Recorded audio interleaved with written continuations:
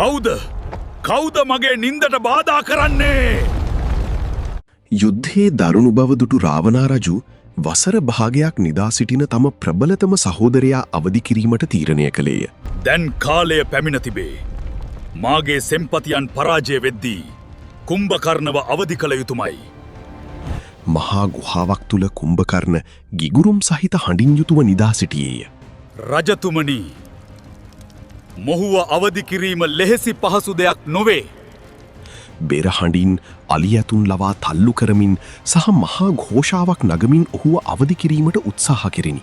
තවත් හයියෙන් බෙර වාදනය කරන්න. මහා යෝධයා අවදි කරවන්න.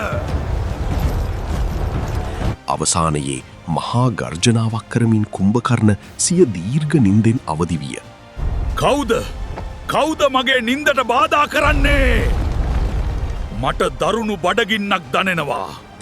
යුද පිටියට යාමට පෙර කුම්භකර්ණට මහා භෝජනයක් පිළියෙල කෙරිනි. සොහොයුර, අනුභව කරන්න. ඉන්පසු ගොස් අපේ සතුරන්ව පොඩි කර දමන්න.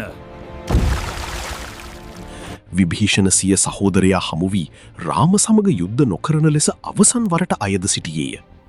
විභීෂණගේ අවවාදය ප්‍රතික්ෂේප කළ කුම්භකර්ණ සිය රජු සහ මාතෘභූමිය වෙනුවෙන් ඕනෑම කැපකිරීමක් කිරීමට සූදානම් බව පැවසීය. විභීෂණ, මම දන්නවා ඔබ නිවැරදි කියලා. නමුත් මම මගේ සහෝදර රාවණාව තනි කරන්නේ නැහැ. කුම්භකර්ණ මාලිගාවෙන් පිටතට පැමිණි විට ඔහුගේ එක පියවරකින් මුළු පොළොවම සසල විය. බලන්න. ඒ කවුද? කන්දක් වගේ කෙනෙක් එනවා.